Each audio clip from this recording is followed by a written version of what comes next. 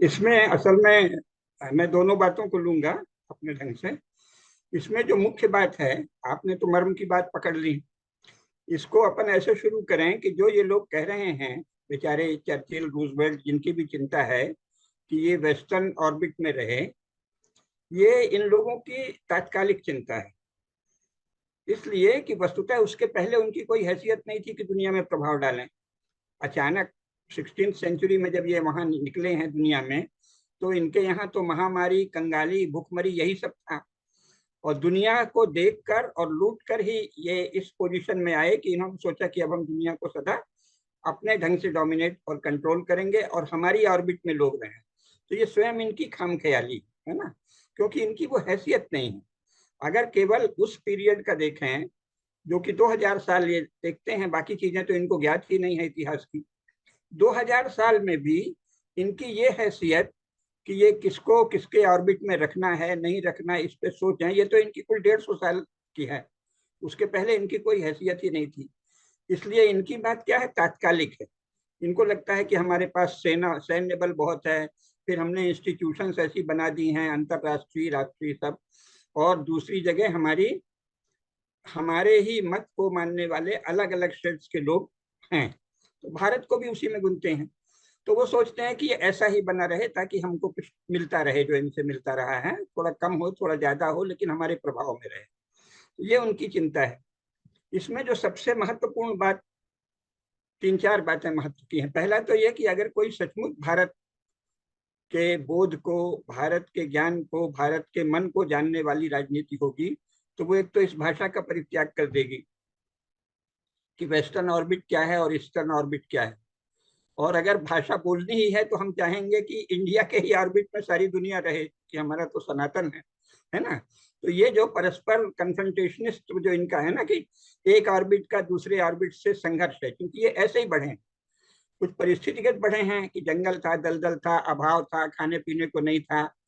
तो अभाव, भीषण असुरक्षा और भयंकर हिंसा, क्रूरता, लूट, यही इनको आता है। इससे बाहर ये सोच नहीं सकते। तो ये भाषा अलग है, लेकिन दुनिया तो इसके पहले भी थी। यानी जो 18वीं शताब्दी में ये थोड़े ताकतवर दिखने लगे हैं, 16वीं 17वीं में फैलने के बाद, उसके पहले भी दुनिया थी और प्रेम से ही रह रही थी या लड़ भी रही थी, तो उसकी एक मर्यादा जो भी। तो उसमें भारत का की रोल है, ऐसा अनुभव से लगता है। दूसरी बात क्या है कि जो भारत का ये की रोल है, चाहे वो आप एंगस मेडिसिन की रिपोर्ट ही ले लें, तो वो बहुत हो तो चीन को बीच में रखता है। चीन को जो रखता है जिस ढंग से, उसमें तो साफ चालाकी दिखती है, क्योंकि वो ये नहीं बताता कि चीन के किस भाग को ले रहा है। जो कम्युनिस्ट पार्टी ऑफ चाइना का प्रभाव क्षेत्र है, उसको वो चीन आज मान रहा है और इसको अतीत में प्रोजेक्ट कर रहा है। लेकिन उस समय तो चीन ऐसा नहीं था। कभी वो मंगोलिया के अधीन था, कभी वो केवल वांगो नदी के किनारे छोटे से इलाके में था। तो असल चीन जो है, उसको जब वो 10वीं 11वीं या 15वीं 16वीं शताब्दी में कैलकुलेशन करता है, तो उसके पास कोई फैक्ट नहीं। वो चीन का जो वर्तमान कम्युनिस्ट पार्टी ऑफ चाइना वाला 1949 के बाद वाला रूप है, उसको प्रोजेक्ट करता है अतीत में। तो इसलिए वो डाटा फाल्स है। असल में तो भारत ही इस संपूर्ण अवधि में विश्व अर्थव्यवस्था में शीर्ष पर रहा है। तो ये जो शीर्ष पर रहा है, ये किसी जादू से नहीं रहा है ना। ये इसकी जो समाज व्यवस्था है, इसकी जो राज्य व्यवस्था है, इसके जो सोचने के तरीके हैं, इसके जो आपस में मिल बांट के रहने, संपत्ति के विभाजन, संपत्ति के अर्जन, सभी के जो तरीके हैं, उसके बल पे रहा है। तो एक तो ये बात है, तो इसमें हमें विश्वास है। दूसरा क्या है, व्यावहारिक रूप से जब हम देखते हैं कि जवाहरलाल जी ने सोवियत संघ से प्रेरणा ली, तो जो ब्रिटिश स्ट्रक्चर था, उसको उन्होंने कोशिश किया कि ये सोवियत स्ट्रक्चर वाला काम भी करे, कमिटेड ब्यूरोक्रेसी आदि की जो बात चलाई है ना। तो बहुत कुछ उन्होंने, टोटल स्टेट कंट्रोल जो होता है ना, शिक्षा भी राज्य के नियंत्रण में, संचार माध्यम भी राज्य के नियंत्रण में, ये तो छोड़िए, उद्योग और व्यापार भी राज्य के नियंत्रण में। मतलब जिनको ससुरों को हंसी में कह रहे हैं, व्यापार का कुछ अनुभव ही नहीं है, कभी जन्म भर जिसने व्यापार नहीं किया, जिसको केवल लॉ एंड ऑर्डर को मेंटेन करने की ट्रेनिंग है, वो व्यापार के बारे में निर्णय लेने लगा। ये तो जैसे कोई पगलों जैसी बात है, जैसे माओजे दुंग वगैरह पागल थे या स्टालिन, ऐसे ही ये पागल हो गए, तो वो उसमें फेल हो गए। अब इसके साथ जो उन्होंने शिक्षा में किया वो तो बहुत ही भयावह है। मतलब जैसे ह्यूमैनिटीज में खासकर, जैसे भारत में कोई ज्ञान है ही नहीं। राजनीति शास्त्र में कहीं कुछ महाभारत, रामायण, चाणक्य का शास्त्र कुछ भी नहीं पढ़ाया जाता। शुक्र नीति नहीं, बृहस्पति नीति नहीं, स्मृतियां नहीं, धर्मशास्त्र नहीं। इसी प्रकार दर्शन का तो खैर वो कुछ मानते ही नहीं है कि भारतीय दर्शन एक अतीत की वस्तु हो गई है। भारत के लोगों के विषय में समाज को कैसे देखें, उसकी क्या इकाइयां माने, क्या उनके आपस में संबंध तय करें, ये भी उन्होंने वही मार्क्सिस्ट अथवा जिसे वेस्टर्न कहते हैं उस पैराडाइम में देखना शुरू किया कि जातियां हैं तो जातियां वर्ग का हिस्सा हैं, जातियों में संघर्ष, मतलब जितनी उल्लूपंती हो सकती है सरल ढंग से कहें, जिसका कि भारत की किसी भी रियलिटी से, इन्हीं की भाषा में भारत की किसी भी सच्चाई से कोई संबंध ही नहीं। इतना सब कर लिया और स्थिति ये बना दी कि जो सरकारी अफसर और लगभग मूर्ख किस्म के मंत्री अपने किसी चतुर प्रधानमंत्री के नेतृत्व में जो चाहे वो भारत में शिक्षा के नाम पे पढ़ाया जाए, है ना। तो नतीजा ये है कि अफसर क्या करते थे, पहले तो सोवियत संघ वाली नकल मारते थे ह्यूमैनिटीज में, है ना, और फिर वो मारने लगे नकल अमेरिका और इंग्लैंड वाली जो अभी भी चल रही। तो अगर इतने भीषण, यानी एक तरह से आपने सोवियत संघ से अधिक कुटिल तानाशाही यहाँ लाई। अधिक कुटिल कैसे है, उस अर्थ में नेहरू स्टालिन से ज्यादा होशियार सिद्ध होता है, क्योंकि स्टालिन ने क्या किया, मर्डर शुरू कर दिया, हत्याएं शुरू कर दी। नेहरू इतना होशियार थे कि उन्होंने सोचा कि यहाँ हत्या से काम नहीं चलेगा, क्योंकि यहाँ जाति प्रथा है, पता नहीं कौन जाति, कौन संप्रदाय, कौन से लोग, जैसे खालिस्तान में हो ही गया वो सो कॉल्ड, है ना। यानी जब आपने स्वर्ण मंदिर में किया तो सिखों में वो भावना आ गई और उन्होंने जिस खालिस्तान को वो कभी सोचते भी नहीं थे उसके नाम पे काम करने वाले आतंकवादियों को सहारा देना शुरू कर दिया सिखों ने। क्यों? क्योंकि आपने उनकी पहचान पर आक्रमण किया। तो जवाहरलाल इसमें होशियार थे, उन्होंने सोचा पता नहीं कौन संप्रदाय का आदमी हमको मार डाले बाद में या हमारे लोगों को, तो उन्होंने सोचा कि धीरे धीरे बदलो। लेकिन इससे फायदा भी हुआ, जो उन्होंने लोकतंत्र को कायम रखा वो उनकी चालाकी थी, लेकिन वो चालाकी देश के हित में रही कि उन्होंने उस तरह का जनसंहार नहीं किया। जनसंहार नहीं करने से क्या है कि लोगों का, जब लोग जीवित हैं तो उनकी स्मृति भी जीवित है। माना कि आपने उनको सबऑर्डिनेशन में रख दिया है ना, यानी आपकी जो उच्च शिक्षा संस्थाएं हैं उनमें उन लोगों के विचार की कोई जगह नहीं है कि वो कैसे देखते हैं कुल को, कैसे देखते हैं गोत्र को, कैसे देखते हैं जाति को, वो कोई जगह नहीं है। फिर भी वो जीवित है ना, तो अपने घर में संस्कार कर रहे हैं, कुछ पूजा पाठ कर रहे हैं, टूटा फूटा कैसे भी। तो एक एक तरह का संकर हाइब्रिड किस्म की हिंदू सोसाइटी डेवलप हुई। तो ये शुद्ध नाश कर देते, जबरन बलपूर्वक सबको सोशलिस्ट कम्युनिस्ट आदि बनाते। यहाँ लोहिया जी के सोशलिस्ट की बात नहीं कर रहे हैं, है ना, बाकी जो कम्युनिस्ट टाइप के सोशलिस्ट, उससे तो ये बेहतर था जो नेहरू ने किया। लेकिन ये जो आशा का किरण है जिसके आधार पे हम ये कह रहे हैं कि इतने कठोर, इतने छलपूर्ण जकड़बंदी, लोगों के दिमाग को जकड़ लेना शिक्षा के द्वारा, इसके बावजूद यहाँ ऐसी स्थिति बनी कि उसी शिक्षा के लगभग दिनहीन अनुसरण करता, यानी जो संघ और भाजपा के लोग हैं वो, अगर आप उच्च शिक्षा की दृष्टि से देखें ह्यूमैनिटीज की, तो उसमें बहुत कमजोर लोग हैं। उनमें से किसी को भारतीय राजनीति शास्त्र, जो परंपरागत राजनीति शास्त्र है, उसका का खागा नहीं पता। जो लीडरशिप है और संघ की और भाजपा की दोनों, उनमें से किसी को भारतीय समाज शास्त्र, जिसे धर्मशास्त्र कहते थे भारत में, उसका का खागा नहीं पता।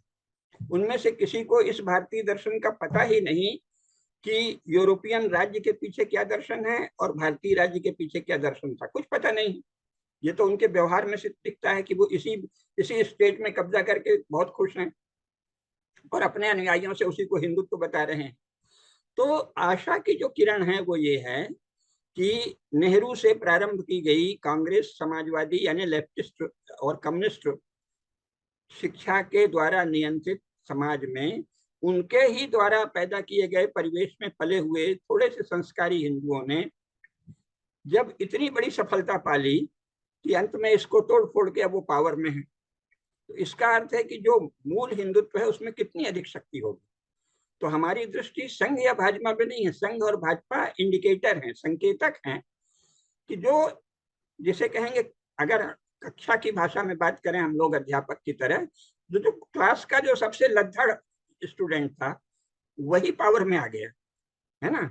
यानी इनको तो कुछ भी नहीं पता, भारतीय राजनीति शास्त्र नहीं पता, भारतीय समाज शास्त्र नहीं पता, भारतीय धर्म शास्त्र नहीं पता, भारतीय दर्शन शास्त्र नहीं पता, काल्पनिक जगत में जीते हैं, है ना। भारत माता शुरू में जो बंकिम चंद्र ने कही थी वो तो अंग्रेजों को जवाब देने के लिए फादरलैंड के उत्तर में कही थी।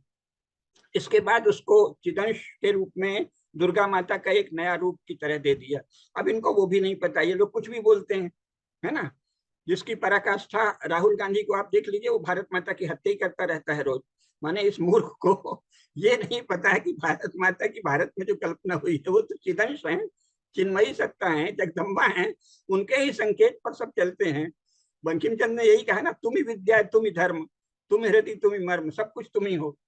तो ये मूर्ख कहता है भारत माता की हत्या, माने ये इसको कोई कमजोर सी गरीब बेसहारा औरत मानता है कि उसको जो चाहे वो मार दे। तो ऐसे ऐसे संघ में भी भरे पड़े, भारत माता, मेरी भारत माता। अरे भाई, भारत माता तो साक्षात चिन्मयी सत्ता है, तुम क्या उनका करोगे, तुम तो केवल उनके प्रति अपना कर्तव्य कर सकते हो। तो यह कोई ज्ञान नहीं।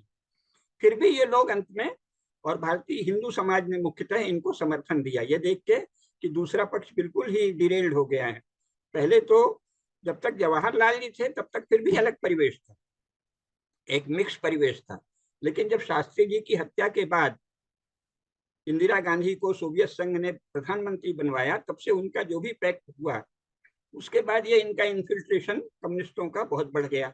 तो तब से योजना पूर्वक, जिसे हम हिंदुत्व ये लोग कहते हैं, जो सनातन धर्म है, जो भारतीय संस्कार परंपरा है, ज्ञान परंपरा है, उसका दमन किया गया। जवाहरलाल नेहरू विश्वविद्यालय भी उसी समय खोला गया इंदिरा गांधी के शासन में, सारा ही नेटवर्क लाया गया। इसके बाद तो बहुत कठोर अंकुश एक तरह से, कि जो भी पढ़ लिख के निकले वो या तो कम्युनिस्ट हो, कम्युनिस्ट ओरिएंटेड हो, और या फिर यूरो अमेरिकन झुकाव वाला हो। इसके बावजूद ये स्थिति आ गई कि जो सबसे कमजोर लोग हैं विद्या की दृष्टि से, ज्ञान की दृष्टि से, वही खड़े हुए और उनको लोगों ने समर्थन दे दिया और वो सत्ता में आ गए। तो इससे आशा बनती है, और ये प्रमाण भी मिलता है कि जो भारतीय ज्ञान परंपरा है, जो भारतीय बोध परंपरा है, जो हमारे लोगों में व्याप्त है, वो बहुत गहरी। और वो उस तरह से, कई बार डॉक्टर साहब भी कह देते थे, डॉक्टर लोहिया भी, बहुत यहाँ क्रांति नहीं होती, बड़ी बेचैनी दिखाते थे, लेकिन वही हमारी शक्ति है कि वो इतनी जल्दी उत्तेजित नहीं होते, इतनी जल्दी बड़े बड़े आंदोलन जो मूल भारतीय लोग हैं वो नहीं करते। बहुत सोच समझ के, कभी आवश्यकता पड़ी तो कर दिया, धीरे से अपनी व्यावहारिक बुद्धि से परिवर्तन लाते हैं।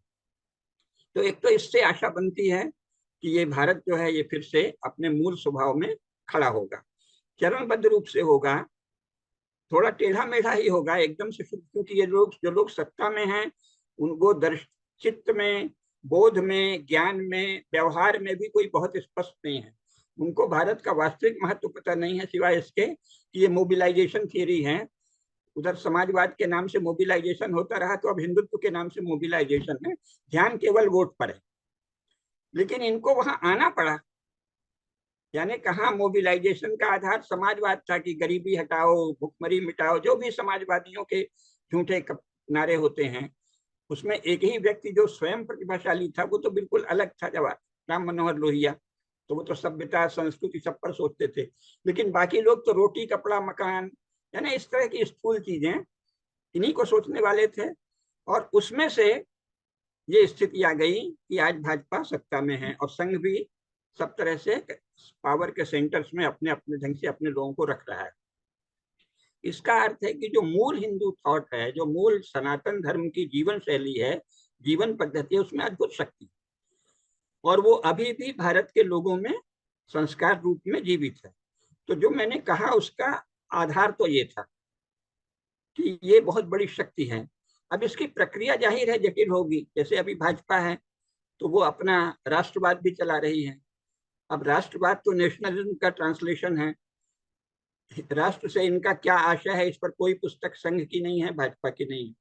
एक आध लेख हैं परम पूजनीय गुरु गोलवलकर जी के, लेकिन कोई पुस्तक व्यवस्थित नहीं है कि ये राष्ट्र से इनका क्या आशय है, और राष्ट्र और नेशन स्टेट में ये क्या फर्क देखते हैं, कुछ पता नहीं है। लेकिन फिर भी यहाँ आए, तो इससे बड़ी आशा बनती है क्योंकि जो भारत की अपनी दृष्टि है वो उस पर ध्यान जाना चाहिए, जो कि धर्मपाल जी ने बहुत विस्तार से लिखा है, और जो चेंगलपेट का जैसे अध्ययन है, दूसरे अध्ययन है, उनमें भी व्यवहार से स्पष्ट है।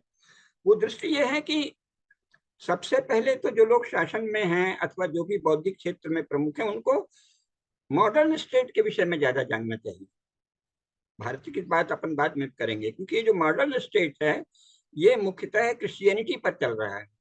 कम्युनिज्म भी उसी का एक परिशिष्ट था, जो ये मानते हैं कि थोड़े से लोग, चोजन पीपल, चुने हुए लोग, उन्हीं में विशेष बुद्धि होती है और उनको बाकी सबको दबा के रखना है, ये उनका ड्यूटी है। पहले तो चर्च के नाम पे ड्यूटी थी कि हमारा कोई पवित्र करार है, कॉन्ट्रैक्ट है गॉड से, है ना, गॉड से हमारे मसीहा का करार है और ये सारी धरती हमारे भोग के लिए लिखी है। अब उसको बदल के सेकुलर टर्म में ले आए हैं कि स्टेट का फंक्शन है कि जो अपने सब्जेक्ट्स हैं उनको कंट्रोल और डोमिनेट करे, और जितने भी नेशनल रिसोर्सेज हैं उन पर केवल स्टेट का, जो कि प्रैक्टिकली स्टेट के ऑफिस बियरर्स का हो जाता है कंट्रोल, है ना। तो ये स्वयं में जो दृष्टि है ये तो पापपूर्ण है भारतीय दृष्टि से। अभी चल वही रही कि जो राज्यकर्ता हो गया, राज्यकर्ता में राजन्य वर्ग यानी प्रशासक शामिल हैं, वो भारत के हर संसाधन का मालिक है, ज्ञान वाले संसाधन का भी, यानी शिक्षा नीति भी वही बनाएगा। उद्योग व्यापार के विषय में आप तो व्यापारियों से सलाह लेने लगे हैं मजबूरी में थोड़ा बहुत, लेकिन मुख्यतः ये मान के चलते हैं कि हम ही करेंगे, जिसका कि दयनीय रूप आप जानते ही हैं। केवल उदाहरण संकेत के लिए चर्चा करें कि जिसका दयनीय रूप ये हो गया कि अविवाहित कुमारी लड़कियां 9वीं 10वीं या 11वीं पढ़ के गांव में जाके बूढ़ी माताओं को फैमिली प्लानिंग सिखाने लगी, मतलब जिनको परंपरा से अद्भुत ज्ञान था। और ये जो एलोपैथी नाम की वस्तु है जो अभी परीक्षण के दौर में है, जिसमें सर्जरी के सिवाय और किसी भी क्षेत्र में कोई असंदिग्ध सफलता नहीं मिली है, वो आयुर्वेद वालों को ज्ञान देने लगे कि तुम पिछड़े हो। और भारत सरकार का मंत्रालय भी एलोपैथी को ही मेडिकल मंत्रालय माने आयुर्विज्ञान कहने लगा। अब तो थोड़ा सा उन्होंने मिक्स किया है, यानी ज्ञान के जो भी भारतीय, भारतीय क्या वो सनातन है, सारे विश्व में थे लेकिन भारत में सुरक्षित हैं, उनको पूरी तरह राज्य ने बहिष्कृत कर दिया। तब भी इतना ज्यादा संस्कार बचा है। तो हमको लगता है कि एक तो दबाव बढ़ेगा भारतीय लोकमानस का अपने ढंग से, और कुछ लोग भारत माता रत्नगर्भा है ऐसा कहते हैं, तो अभी धरती इतनी बांझ नहीं हुई है कि कोई पैदा ही नहीं हो। अगर नरेंद्र मोदी हो सकते हैं तो ऐसे और लोग अवश्य आएंगे हर क्षेत्र में। तो भारतीयता यानी जो संपूर्ण मानवता के हित में है, जो सभी को, क्योंकि हमारे यहाँ जो राज्य का सिद्धांत है वो तो इससे बिल्कुल अलग है। जो आपने प्रारंभ में बात कही वो उससे जुड़ी है कि भाई राजा और प्रजा अथवा धनी लोग और गरीब लोग, उनमें अंतर क्यों नहीं है। तो वो अंतर, वो तो बेचारे दयनीय हैं, भौतिक ही उनको दिखता है कि खान पान में अंतर नहीं है, रहन सहन में, लेकिन मूल अंतर है ज्ञान में अंतर नहीं। क्योंकि गांव का दूर का कहीं, आप तो, आपसे ज्यादा कौन जानेगा, आप तो आप मसूरी में कितने वर्षों से काम भी कर, आप कहीं चले जाइए दूर जंगल में, उत्तराखंड के भी और बस्तर के या अरावली के कहीं भी, एकदम जो अनपढ़ निरक्षर दिखता है उसको ये पता है कि ईश्वर कण कण में व्याप्त है ना, और पुनर्जन्म होता है और कर्म फल होता है, सारी चीजें पता है। यानी ज्ञान भी न केवल राजा में है, न केवल पुरोहित या पंडित में है, बल्कि उनमें भी है जिनको ये लोग साधारण लोग मानते हैं। तो मूल बात तो ज्ञान की है ना, ज्ञान की हायरार्की हमारे यहाँ नहीं। ज्ञान का केवल साधना और तपस्या के बल पे आदर है, आपका ज्ञान ज्यादा है तो हम आदर करेंगे, लेकिन मूल ज्ञान सबको है।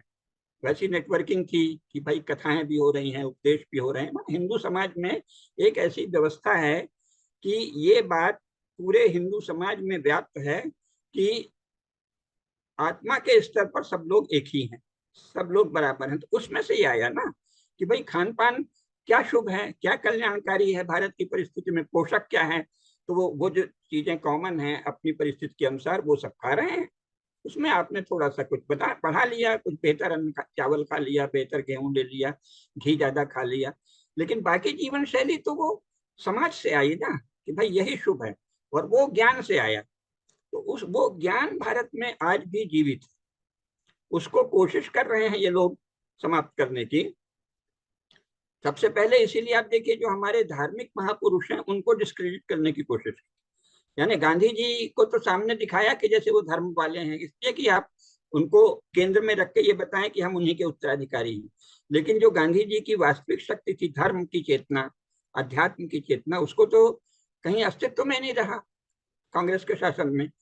और अभी भी ये चल रहा है इस मामले में। ये लोग भी ऐसे करते हैं कई बार कि इनके संगठन के समर्थक आदमी को धर्मात्मा कहेंगे, बाकी को थोड़ा डिस्क्रेडिट करेंगे। तो ये बहुत खतरनाक चीज है, लेकिन ये भारत में चलेगी नहीं, क्योंकि अभी भी जो वास्तविक धर्मात्मा है हिंदू धर्म में, जो श्रेष्ठ लोग हैं, उनका आचरण बहुत ही पवित्र है।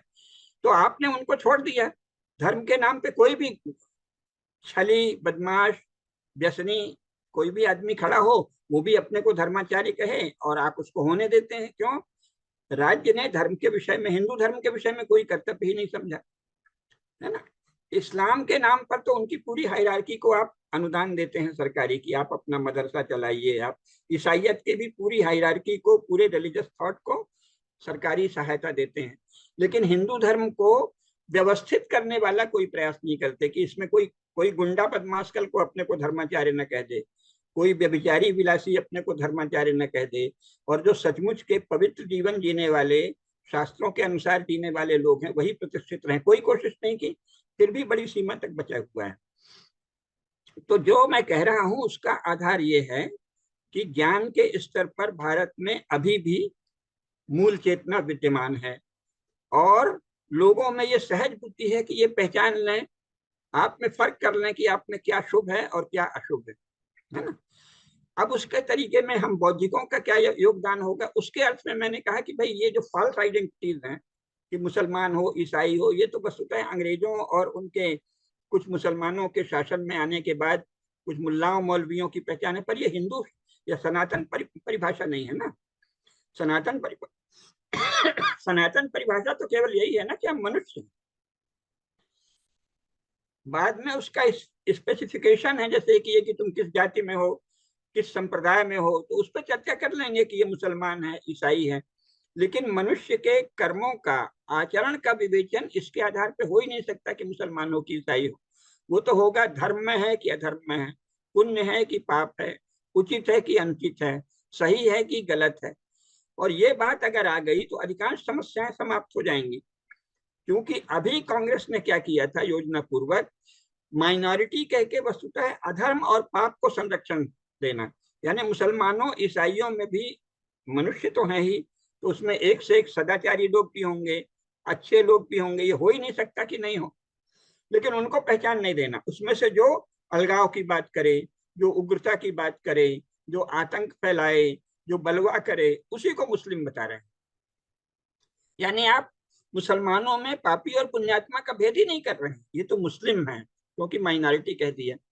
और ईसाइयों में भी कोई भेद नहीं कर रहे हैं कि कोई तपस्वी पादरी है और कोई व्यभिचारी पादरी है, आपके लिए सब ईसाई हैं। तो ये तो हिंदू दृष्टि ही नहीं है। तो अगर ये शासन सचमुच न्यूट्रल हो जाए, यानी सचमुच हिंदू दृष्टि को ही अपना ले कि हमें भाई पाप को नहीं फैलने देना है, कोई किसी नाम से बलवा कर रहा है, ये उसकी अथॉरिटी नहीं।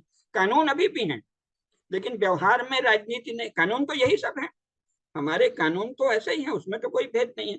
लेकिन इन्होंने माइनॉरिटी का कॉन्सेप्ट ला दिया, और उसके बाद ये भेद करने लगे कि अगर कोई माइनॉरिटी का है तो वो हत्या भी करे तो वो उसकी मजहबी भावना है, या वो लोगों को कन्वर्ट करे तो नहीं नहीं ये उसका रिलीजियस राइट है, छल से करे चाहे लोभ से करे। तो ये समाप्त होगा, क्योंकि ये हिंदू दृष्टि ही नहीं है। व्यवहार में राज्य के स्तर पर मनुष्य है, हिंदू मुसलमान ईसाई ये हमारी दृष्टि नहीं। इसी तरह जैसे पश्चिम और पूर्व, ये भी एक फॉल्स कंस्ट्रक्ट जो मैंने कहा था, जो आपका प्रश्न है वो ये है कि ये तो इनके कंस्ट्रक्ट ही है ना भाई। क्योंकि पहले तो यूरोप नाम ही 19वीं शताब्दी में आया है, मैंने बहुत पुस्तकें पढ़ी, तो यूरोप नाम की कोई चीज 19वीं शताब्दी से पहले अस्तित्व में नहीं थी। ये बाकायदे यूरोप के लोगों ने लिखा है कि there was no Europe before 19th century. तो अलग अलग राज्य थे, अलग अलग, कोई दलदल और जंगल वाले इलाके में कोई यहाँ बस गया, कोई वहां, फिर अपने को मगयार कहा तो एंगल्स कहा तो जूट कहा तो सेक्शन कहा तो गॉल कहा, जितने भी हैं सब अलग अलग रह रहे थे।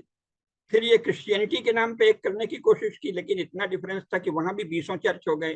कैथोलिक और प्रोटेस्टेंट तो मुख्य विभाजन है ही, लेकिन और भी अपने अपने हो गए। उनके जो लड़ाइयां हैं वो रामस्वरूप जी ने बड़े विस्तार से लिखी हैं कि कैसे एक चर्च दूसरे चर्च की बस्तियों को आग लगा देता है, मार डालता है ना। और तू मरियम को भी पवित्र मानता है और मैं मरियम को पवित्र नहीं मानता, इसमें भी भीषण इनके खूनी झगड़े हैं। तो ये तो इनको तो एक रहने की, आपस में मिलजुल रहने की कोई आदत ही नहीं है, अनुभव ही नहीं।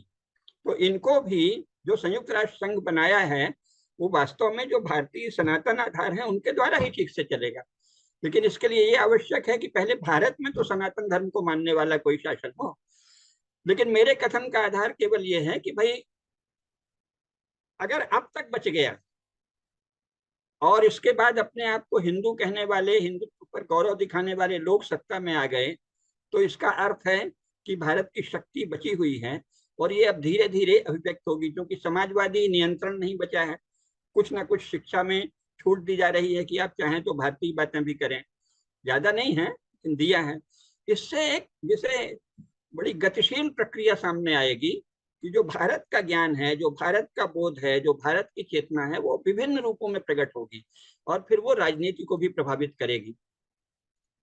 इनका तो यह है कि पहले तो ये यूरोप ही नहीं थे, यूरोप स्वयं में एक कंस्ट्रक्ट है 19वीं शताब्दी का। फिर वो यूरोप भी ऐसा विचित्र कंस्ट्रक्ट है कि उसका शाब्दिक अर्थ तो होता है समुद्र की ओर धंसी हुई धरती, बस ये है यूरोप का अर्थ, जो कि ठीक ही है। लेकिन फिर उसको एक पहचान बनाने लगे जैसे ये कोई अलग चीज है। फिर ये रेशल थियरी लाए।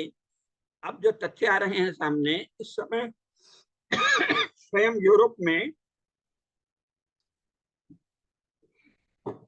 ऑक्सफोर्ड और कैम्ब्रिज दोनों से सीरीज छप रही है, peoples of the Europe series. उसमें ये अपने को कह रहे हैं कि हम लोग मिडिल ईस्ट से आए। अब मिडिल ईस्ट में तो जो भी था सब तो भारत के ही लोग थे भाई पहले। क्योंकि एक जगह अर्नाल्ड टाइन भी कहता है कि संपूर्ण मिडिल ईस्ट शताब्दियों तक संस्कृत भाषी रहा है। ये सब अर्नाल्ड टाइन भी ने खुद कहा है, जिसका अर्थ हिंदू रहा है। अभी भी वहां जगह जगह मूर्तियां मिल रही हैं, तुर्की से लेके ये सब इस इलाके में तो मिल ही रही हैं, अजरबैजान और खोतान और तारिम बेसिन सब में मिल रही हैं। तो जिसका अर्थ है कि वस्तुतः ये वही लोग हैं जो भारत के मूल के हैं, वहां व्यापार के लिए गए, किसी और के लिए गए। और फिर जो हमारे धर्मशास्त्रों में कहा है कि जब आप धर्मशास्त्र के विद्वानों से कट जाते हैं तब आप भ्रष्ट हो जाते हैं, भ्रात्य हो जाते हैं। तो ये जो जिन्हें जो बाद में ईसाई बने, लेकिन पहले तो पैगन ही थे, देवी देवता को वैसे ही पूजते थे, पर्वतों में, नदियों में, पहाड़ों में, सब जगह। तो ये तो वही लोग हैं ना। तो हम लोग तो रेशल थियरी माने मानते ही नहीं है। कोई भी हिंदू अगर है सचमुच ज्ञान से संपन्न तो वो ये मानेगा ही नहीं कि मानव की अलग अलग नस्लें होती हैं। तो ये रेशल थियरी भी इनका कंस्ट्रक्ट था। तरह तरह के कंस्ट्रक्ट हैं लगातार। इसके बाद ये नेशन स्टेट जो बनाया, तो देखिए नेशन का जो यूरोप में अर्थ है उसका अर्थ होता है जो हमारे यहाँ जिसे जाति कहा जाता है ना, या उर्दू में कौम कहते हैं। तो नेशन का अर्थ है कौम या जाति, और स्टेट उसका एक नेशन का राज्य। इसीलिए इन्होंने कोशिश की कि एक कोई नेशन, जैसे प्रोटेस्टेंट चर्च का राज्य इंग्लैंड में रहेगा, गाल का राज्य फ्रांस में रहेगा। जर्मन लोगों ने अपने को कहा कि जर्मनी है हमारा, जो कि जर्मन एक इनके अनुसार एक निर्वंश है, मानव वंश। सारे इनकी थियरीज जो हैं वो एक छोटा ग्रुप, जिसे हमारे यहाँ कुल समूह कहते हैं, जिसको इन्होंने जाति कहा, उसके आधार पर राज्य हैं। तो ये तो सब कंस्ट्रक्ट है ना। क्योंकि जाति के आधार पर राज्य कैसे हो सकते हैं? राज्य का काम है अपने क्षेत्र की। हमारे यहाँ जो मूल बात है, हाँ, जो बीच में छूट गई, कि उनका तो राज्य का ये है कि अपने पूरे शासित क्षेत्र के सभी संसाधनों पर और सभी लोगों पर पूर्ण नियंत्रण, इसके आधार पर राज्य है। क्योंकि इसके आधार पर पहले चर्च था। हमारे यहाँ यह है कि राज्य दीप्तो धातु से बना है, यानी जो अपने क्षेत्र में प्रकाशित हो, सबको प्रसन्नता दे, वही राजा है। राजा शब्द का ही अर्थ है आनंददायक। इसीलिए जो भी अच्छे राजा हैं उनके प्रति अद्भुत प्रेम है अभी भी लोगों में, अगर रहे हैं तो। जो खराब रहे हैं उनके प्रति तो क्यों रहेगा, उनके प्रति तो तिरस्कार ही रहेगा। तो राजा वो है जो जनता की अपनी भावनाओं को रिप्रेजेंट करे, अपने आदर्शों को, अपने मूल्यों को, मान्यताओं को, यानी सनातन धर्म का पालन करेगा, तभी वह राजा कहलाएगा। तो हमारे यहाँ तो राज्य का अर्थ ही है कि जो लोगों के विश्वास हैं, जो लोगों के संस्कार हैं, जो लोगों का ज्ञान है, आप उसके रिप्रेजेंटेटिव होइए, प्रतिनिधि होइए। ये चीज आकर रहेगी भारत में, और ये चीज बाद में दुनिया के लिए भी मॉडल बन सकती है अगर भारत में सचमुच ज्ञान से संपन्न, सनातन धर्म से संपन्न शासन आ जाए। क्योंकि एक चीज इसमें आशा की जो है वो ये है कि जो हमारा संविधान बना, अब देखिए हर पक्ष में लोग एक एक तरफ देखते हैं कि साहब ये 1935 के इंडिया एक्ट की नकल है, ठीक है वो सही है, लेकिन उसमें बहुत सी बातें वो हैं जो भारतीय, जो सनातन धर्म के अनुकूल है। जैसे उन्होंने पीपुल्स रिप्रेजेंटेशन ही तो कहा ना, यानी जो नेता संसद या विधानसभा के लिए चुना जाता है वो जनता का प्रतिनिधि है, यही है अभी भी। लेकिन कम्युनिस्ट पैटर्न और कुछ यूरोपियन पैटर्न दोनों का मिक्सचर करके हमारे यहाँ जितने नेता हैं, जब वो सदन में पहुंचते हैं, विधानसभा या संसद में, तो वो अपने आप को मुक्तिदाता मानते हैं। यानी संविधान में ये कहीं नहीं लिखा है पीपुल्स ऑफ लिबरेशन एक्ट, नहीं यार, पीपुल्स लिबरेशन एक्ट नहीं है, पीपुल्स रिप्रेजेंटेशन एक्ट है ना, पीपुल्स लिबरेशन एक्ट तो नहीं है। आप संसद में या विधानसभा में लोगों को मुक्ति देने के लिए नहीं जाते, लोगों का उद्धार करने के लिए नहीं जाते, आप कोई मसीहा नहीं हो जाते। आपके क्षेत्र का जो ज्ञान है, जो मान्यता है, जो परंपरा है, उसमें से जो कुछ शुभ है, जो कुछ यूनिवर्सल है, सार्वभौम है, सनातन है, उसका प्रतिनिधित्व करने आप संसद में जाते हैं। लेकिन यहाँ तो हर पार्टी अपने आप को उद्धारक मानती है।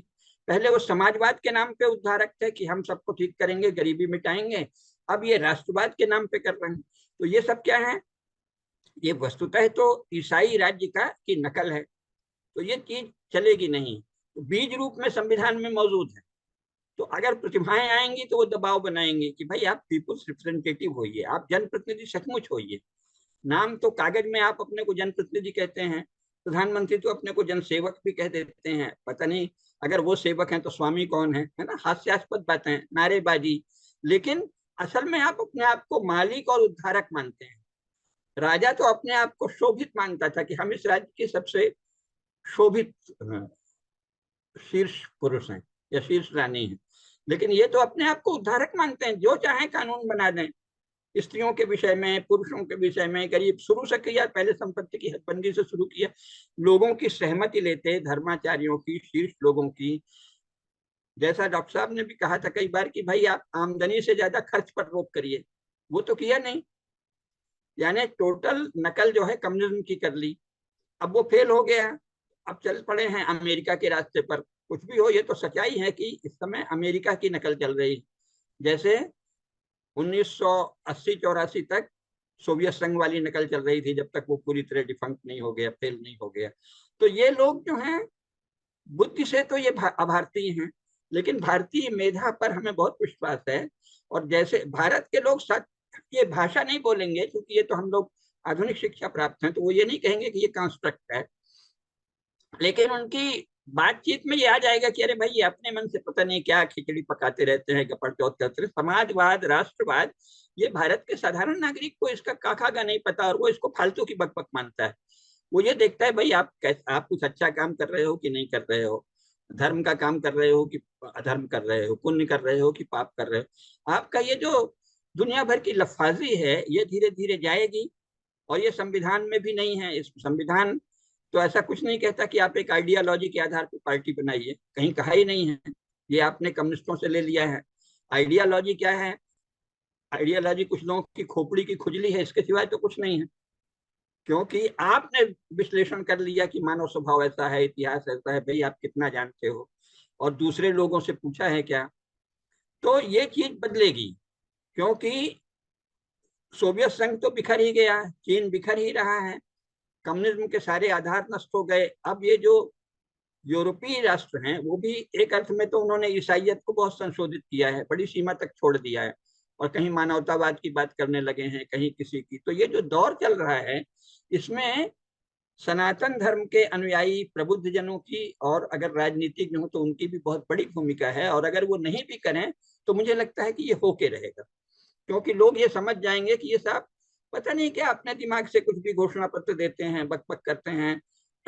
देखिए डॉक्टर साहब का, देखिए समाजवाद शब्द तो उन्होंने ले लिया, लेकिन संसोपा के घोषणा पत्र में सदा ये रहता था, क्योंकि एक घोषणा पत्र अंतिम जो बना है उसमें मैं काफी निकट से जानता था उनको, कि इस चुनाव में जनता हमें आशीष दे, ये भाषा है। आप देखिए जो 1967 के पहले का जो चुनाव घोषणा पत्र है उसमें यही भाषा है, 62 में भी है। इस चुनाव में संसोपा भारत की जनता से अनुरोध करती है कि वो इस चुनाव में हमको आशीष दे। यानी ये पता था कि जनता आशीर्वाद देती है, हम उसके पास निवेदन करने जाते हैं, हम उसका उद्धार करने नहीं जाते, हम उसको तारने नहीं जाते, हम अपने हिस्से का काम जो हमें संसद और विधानसभा में करना चाहिए उस करने के लिए आपकी स्वीकृति, आपका आदेश चाहते हैं। तो मूल भाषा तो यही है, नेता उस भाषा को भूल गए हैं, तो वो भाषा फिर आएगी लौट के। फिर बौद्धिकों में भी, चूंकि नई शिक्षा नीति में उन्होंने कोई खास परिवर्तन तो नहीं रखा है, लेकिन थोड़ा सा इंडियन नॉलेज सिस्टम का कहीं नाम ले दिए हैं। तो अगर भारतीय प्रतिभाएं चाहें तो उस जरा सी संधि का उपयोग करके काफी काम कर सकती हैं। जैसे हमारे यहाँ कहा जाता है ना कि इंद्र ने वृत्रासुर को मारा, तो उसमें यह है कि भाई वो तो ज्ञान वज्र का प्रहार करता है इंद्र। ज्ञान वज्र से क्या होता है, जो पहाड़ है, वृत्र एक प्रकार से पर्वत की तरह है, उसमें छेद हो गया, पर्वत में दरार पड़ी, तो जो ज्ञान की धारा है वो बह निकली, तो धीरे धीरे पूरा पर्वत फट जाएगा। गंगा जी भी ऐसे ही बहती हैं। तो ये जो जरा सी दरार इन्होंने रखी है परिस्थितिवश, इसके द्वारा भारत के जो मेधावी लोग हैं वो भारतीय ज्ञान परंपरा को हर क्षेत्र में, खासतौर से ह्यूमैनिटीज जिसे कहते हैं, राजनीति शास्त्र, दर्शन, समाज शास्त्र, उसमें सामने ला सकते हैं। और मुझे लगता है कि लाएंगे। ये शासन के नियंत्रण में तो कुछ नहीं होगा, शासन स्वयं तो कुछ ऐसा करने की सामर्थ्य नहीं रखता, क्योंकि भाजपा में या संघ से जुड़े लोगों में भी ऐसी कोई बहुत प्रतिभा नहीं है, लेकिन वो एक गुंजाइश दे दी गई है। तो इससे भारत की जो नई पीढ़ी है उसको ये अवसर मिलेगा कि वो भारतीय ज्ञान परंपरा को भी सामने लाए। तो इससे पूरा मानस फिर से प्रकट होगा और ये पता चल जाएगा कि भाई ये जो दिमागी उड़ान है, जो कंस्ट्रक्ट है, इससे काम नहीं चलता। आपका शील कैसा है और आपकी प्रज्ञा कैसी है, जो हमारी भाषाएं हैं। प्रज्ञा प्रज्ञा का प्रमाण भगवान बुद्ध ने भी वही कहा है कि प्रज्ञा जो है वो शील से प्रक्षालित होती है। आपकी प्रज्ञा किस स्तर की है ये आपके शील से पता चलेगा, और आपका शील किस स्तर का है ये आपकी प्रज्ञा का द्योतक है। तो वो प्रज्ञा और शील की जब उपासना होगी तो फिर वही विविधता, वही विपुलता, वही उतना भेद की कमी हो जाएगी। ये जो अभी का खर्च है ये तो जो आप बता रहे हैं, जो हम लोग जानते हैं, कहाँ 1 और 2.5 का फर्क, एक समय तो 1 और 2.5 लाख का फर्क है जो शीर्ष में लोग हैं उनको, और जो एकदम निचले स्तर पर हैं उनमें तो कम से कम 2.5 लाख का फर्क है, 2.5 लाख गुना का। तो ये तो सब, और बातें इस पूरे दौर में समता की होती रही, समानता, गरीबी मिटाओ, और समानता करते करते आपने 1 से 2.5 के फर्क को 1 से 2.5 लाख फर्क तक पहुंचा दिया है। तो ये पोल तो खुली गई है, भारत के लोग पोल तो सब जान गए हैं। अब लफाजी को तोड़ने वाला कुछ नहीं हो रहा, क्योंकि वो बौद्धिकों को करना चाहिए, ज्ञान के क्षेत्र में कार्यरत हो। नेताओं की लफाजी को तोड़ने का कोई काम नहीं हो रहा, बल्कि लोग पार्टी के वर्कर बन के उसी लफाजी को दोहराते हैं। और फिर साहित्य और दूसरे क्षेत्रों में भी उन्होंने अपने संगठन बना लिए हैं। तो जो भाजपा समर्थक साहित्यकार हैं वो साहित्य में भी वही भाषा बोलेंगे, यूनिवर्सिटी में भी वही बोलेंगे। तो ये तो सब तमस का गढ़ बन गए हैं। जो अभी के संगठन हैं और अभी के जो विश्वविद्यालय हैं वो कम से कम ह्यूमैनिटीज के क्षेत्र में वहां अंधकार ही अंधकार है। लेकिन एक आशा बंधी है और पूरा विश्वास है कि जैसे कम्युनिस्ट ओरिएंटेड कांग्रेस में से भाजपा निकल कर आई है ना, उसी प्रकार अब जो वर्तमान परिवेश बना है इससे भारतीय ज्ञान परंपरा को मानने वाले और उसकी साधना करने वाले लोग सामने आएंगे, और वो फिर अभी का जो तमस है उसको छिन्न भिन्न कर देंगे। इस आधार पे मैंने वो भविष्यवाणी की थी। अब आगे एक कुछ और हाँ, थोड़ा सा मतलब ये बात से बैठता है कि हाँ ये बात ठीक है, लगती है। लेकिन जो अगर आज का तुरंत वर्तमान वातावरण देखें तो ऐसे लगता है कि विदेशी जो शक्तियां हैं, हाँ जो भारत को छिन्न भिन्न करने में किसी भी तरह से कोई भी फॉल्ट लाइन को वो लोग एक्सप्लॉइट करके और इधर एक तरह का उपद्रव करने के लिए तैयार बैठे हैं। और हमारा जो आपने भाजपा की तो बात कर दी कि इनका क्या कैसा कहाँ से ये लोग आए हैं और कितनी इनकी क्या कमियां हैं, उस पर आपने बहुत अच्छी तरह से वो किया। पर दूसरी तरफ वाले जो लोग हैं उसमें ऐसा लगने लगा है कि ये लोग तो किसी भी हद तक जा सकते हैं। आई मीन देशद्रोह के हद तक भी जा सकते हैं सत्ता पाने के लिए। तो इन लोगों का उन ताकतों से जो कि बाहर बैठी हैं भारतवर्ष के बाहर, चाहे वो चीन हो, चाहे वो अमेरिका हो, चाहे यूरोप हो, उनके साथ इनका एक तरह का बहुत बड़ा सहयोग मिलता है। हाँ, और मैं तो इनको कम तो नहीं आंकता हूं, इनकी ताकत भारत के अंदर भी काफी लगती है कि ये लोग गड़बड़ तो कर सकते हैं, अच्छा नहीं कर सकते लेकिन गड़बड़ कर सकते हैं, इतनी ताकत इनके पास है। तो इसको आपको लगता है कि इसको हम संभाल पाए, ये संभल जाएगा, ये एक हद से ज्यादा न जाए कि ये जो एक प्रवाह शुरू हुआ है, एक मोमेंटम शुरू हुआ है एक तरफ जाने का, उसमें कोई बाधा नहीं उत्पन्न होगी? ये बहुत अच्छा महत्वपूर्ण प्रश्न आपने किया, क्योंकि अभी हम जो बात कर रहे थे वो केवल दूसरे स्तर की थी। तत्काल तो बहुत बड़ा खतरा है, क्योंकि और ये बहुत ही दुखद सत्य है, लेकिन सत्य है कि इस समय अधिकांश लोग जो भाजपा के विरोधी हैं वो वस्तुतः देश के विरोधी हो चुके हैं। अधिकांश, अपवाद कोई होगा, जैसे कांग्रेस पार्टी, जो कांग्रेस जवाहरलाल जी के समय थी, इंदिरा गांधी ने उसे बदल दिया। वस्तुतः वर्तमान भाजपा जवाहरलाल जी के समय वाली कांग्रेस जैसी ही है, अधिकांश बातों में उसी तरह की है, लेकिन वो कांग्रेस नहीं रही। इसीलिए मैं कह रहा हूँ कि सबसे पहले बौद्धिक जागरण आवश्यक है, लेकिन राजनीति में तो बौद्धिक से नहीं चलेगा, दंड बल भी चाहिए। लेकिन मुख्य बात यह है कि पहले बुद्धि के स्तर पर स्पष्टता हो। जैसे कांग्रेस है, तो वर्तमान कांग्रेस जो है वो क्रिश्चियन कांग्रेस है, वो पूरी तरह क्रिश्चियन एजेंडा पे चल रही है, इसको कांग्रेस कहना ही नहीं चाहिए। तो समस्या कहाँ आती है? समस्या यहाँ आती है कि जो लोग राजनीति में हैं वो तो वेल इक्विप्ड, जिसे कहेंगे अंग्रेजी की चालू भाषा में, वो तो समर्थ ही नहीं है, वो सही शब्दावली ही नहीं बोलते। तो ये बहुत बड़ी चिंता की बात है। मैं ये नहीं मान रहा हूं कि ये कोई कम, तत्काल के हिसाब से बहुत बड़ा खतरा है। और जितनी मुझे जानकारी है और उससे भी ज्यादा जितना अनुमान है, क्योंकि जन्म भर अनुमान ही करते हैं हम बौद्धिक लोग, तथ्यों के आधार पर, है ना, आगमन और निगमन तर्कशास्त्र में यही सब किया। तो ये तो किसी भी सीमा तक जाने को तैयार, यानी ये लोग, इनको देश तोड़ने में एक मिनट नहीं लगेगा, ये देश के टुकड़े टुकड़े कर डालेंगे। और इतने मूर्ख हैं कि भले ये उस प्रक्रिया में स्वयं नष्ट हो जाएं। यानी इन्हें तो कुछ होश ही नहीं है, पता नहीं कहाँ बहे जा रहे हैं। जवाहरलाल जी के समय ये कल्पना नहीं हो सकती थी कोई ऐसी कांग्रेस पार्टी हो सकती है। तो अब ये तो कांग्रेस जो है ये क्रिश्चियन कांग्रेस है, और ये क्रिश्चियन एजेंडा पर चल रही है, यानी ये रोमन कैथोलिक चर्च के इशारे पर और कुछ लोग प्रोटेस्टेंट चर्च के भी इशारे पर भारत को तोड़ने के लिए काम कर रहे हैं। इसके लिए इन्होंने मुस्लिम एक्सट्रीमिस्ट, मुस्लिम अलगाववाद यानी मजहबी आतंकवाद से साठगांठ कर रखी है। और ये कोई वैचारिक साठगांठ नहीं है, ये व्यावहारिक साठगांठ। पैसा भी लेते हैं, षड्यंत्र भी करते हैं, हत्यारों के झुंड, औषधि यानी नशीले पदार्थों की तस्करी और उसका धंधा करने के झुंड, लोगों को नशे में डुबाने वाले झुंड। तो इनका व्यवहार के स्तर पर काम हो रहा है कि समाज के बहुत बड़े हिस्से को नशे में डुबा दो, कुछ लोगों में केवल क्षोभ जगा के देश के विरुद्ध भावना जगा दो, देशभक्ति को एकदम शिथिल कर दो, है ना, और किसी भी तरह देश को तोड़ डालो। और अब ये बेशर्मी और ढिठाई में आ गए।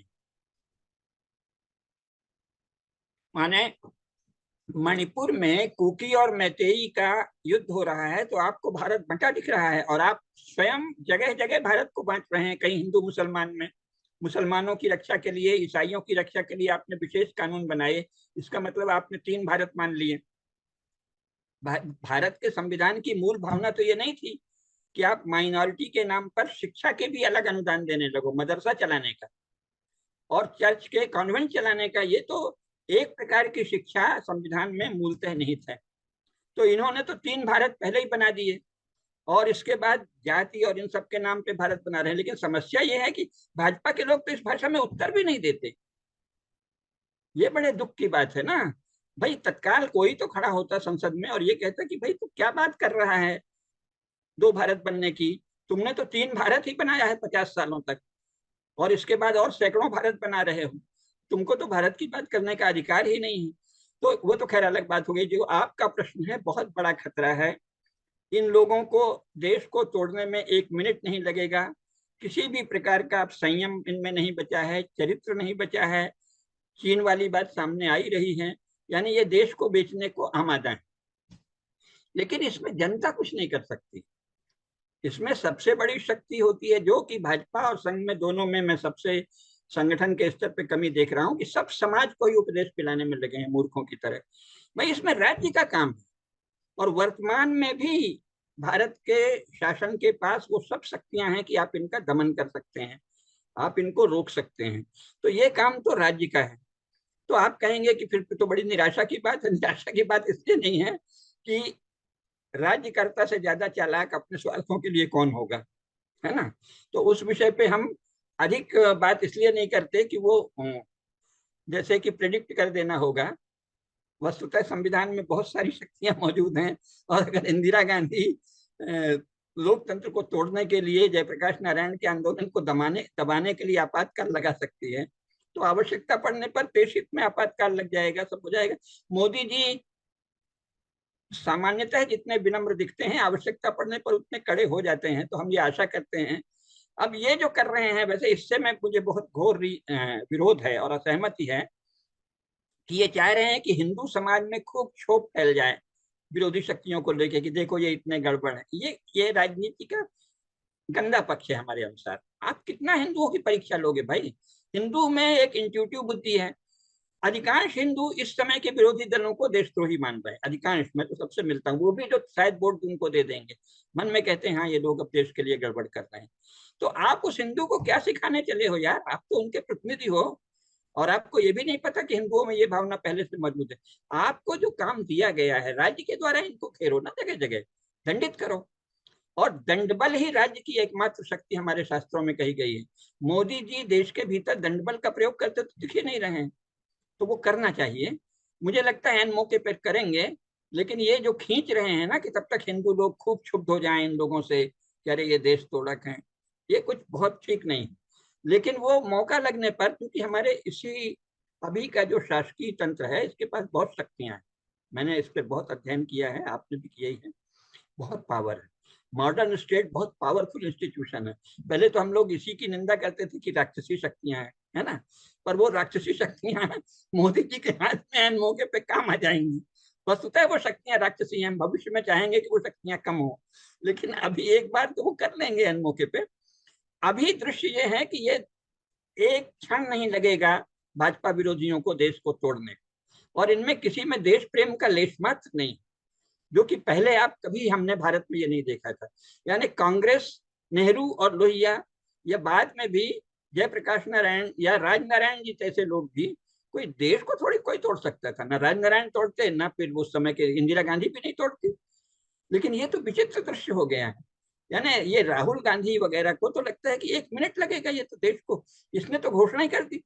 देखिए समाजशास्त्र में जो नया सिद्धांत आया वो ये कि आप समाज के विषय में वही धारणा फैलाते हैं जैसा आप चाहते हैं। तो ये जो कह रहा है भारत माता की हत्या कर दी, ये वस्तुतः ये स्वयं भारत माता की हत्या करना चाहते हैं। जो इनके मन की इच्छा है उसको इस तरह बार बार रख रहे हैं, जिससे भारत माता की हत्या लोगों के लिए एक मामूली कथन हो जाए। तो ये तो भयंकर आदमी है। तो इसका तो कोई ना कोई प्रतिकार मोदी जी करेंगे अवश्य, ऐसा हमें लगता है। और सावधान होंगे। और मुख्य बात यह है कि जो भारत की अभी की शासन व्यवस्था, इसके पास असीमित शक्ति है। और इन लोगों को, भाई मोदी जी अविवाहित होंगे लेकिन भाजपा के सब लोग तो बाल बच्चे ही वाले हैं ना, तो इनको अपने बच्चे भी तो चाहिए ना। और अभी ये इतने गए गुजरे नहीं हैं कि सबको नष्ट हो जाने दें। तो इसलिए करेंगे। हम मान रहे हैं कि ये जरूरत से ज्यादा हिंदुओं की परीक्षा ले रहे हैं, जो ठीक नहीं है। आप हिंदुओं को कितना उत्तेजित करोगे भाई। आप चाहते हो कि हिंदू इनसे एकदम खड़ा करने लगे भाजपा विरोधियों से, इसकी कोई आवश्यकता नहीं। आप एक्शन लीजिए। और हिंदू पहले से सब जानता है। सामान्य, ये कोई नेहरू और इंदिरा वाला दौर नहीं है। कांग्रेस के अभी के लोगों को भारत का कोई भी आदमी नेहरू और इंदिरा वाला नेता नहीं मानता। इनको तो ये राहुल और सोनिया वाला नेता जो है, इससे भारत के लोग बहुत सतर्क हैं। लेकिन इसमें शासन की भूमिका है। हम नागरिक इसमें कुछ नहीं कर सकते, क्योंकि अभी का जो स्ट्रक्चर है उसमें सारी पावर स्टेट के पास है। तो स्टेट जब चाहे तब इनका उचित दमन कर सकता है। जिसे राज्य में कंटक शोधन कहा जाता था भारत की भाषा में, तो कंटक शोधन की सामर्थ्य केवल राज्य में है। तो आपका जो प्रश्न है वो सही है, तत्काल बहुत बड़ा खतरा है। लेकिन मुझे पूरा विश्वास है कि मोदी जी इसको संभाल तो लेंगे ही। लेकिन अभी जरा हम लोगों को ज्यादा ही परीक्षा ले रहे हैं, या मतलब इतना सहन, हम लोग हिंदुओं को इतना ज्यादा छोड़ नहीं देना चाहिए कि जाओ और उत्तेजित हो, जाओ और उत्तेजित हो। ऐसी क्या बात है, ये वोट पॉलिटिक्स इतनी ज्यादा नहीं खींचना चाहिए, एक्शन लेना चाहिए जल्दी से। तो ये बहुत अच्छी बात रही। मैं अभी इसको 1 घंटे हो गए, तो इसको यहाँ विराम देते हैं, लेकिन मैं इस चीज को थोड़ा और आपसे दूसरी वार्ता में एक्सप्लोर करूंगा। और एक मैं ये बात करना चाहता था आपसे कि रूस के एक दार्शनिक हैं, आप शायद परिचित होंगे, मेरा पक्का विश्वास है, अलेक्जेंडर डुगिन करके। और ये कहते हैं पुतिन के एडवाइजर भी हैं। तो ये एक इन्होंने फोर्थ थ्योरी निकाली है और ये मल्टीपोलर वर्ल्ड की बात करते हैं, और वो उसमें भारतीय सभ्यता की भी बात करते हैं। तो इस पर हम लोग थोड़ी बात करेंगे, ये यूनिपोलर वर्सेस मल्टीपोलर वर्ल्ड, और इसमें क्या किया जाना चाहिए, मतलब हमारी आवश्यक है, मल्टीपोलर वर्ल्ड तो होना ही चाहिए। यस यस, तो उसको अगली बार करते हैं। आपका बहुत बहुत धन्यवाद। वैसे रूस हमारा स्वाभाविक मित्र देश है, और मेरा मानना है कि इसमें भारत को रूस का थोड़ा और अधिक सहयोग करना चाहिए था इस युद्ध में, लेकिन चलो। और चीन का? चीन को तो नष्ट करना पड़ेगा, क्योंकि चीन तो एकदम राक्षसी हो गया है। चीन तो ठीक, तो अगली चर्चा करते हैं। चीन को नष्ट करना पड़ेगा, चीन की तो रक्षा करना। तो चीन के हित में, चीनी सभ्यता और संस्कृति के हित में कम्युनिज्म को नष्ट करना होगा।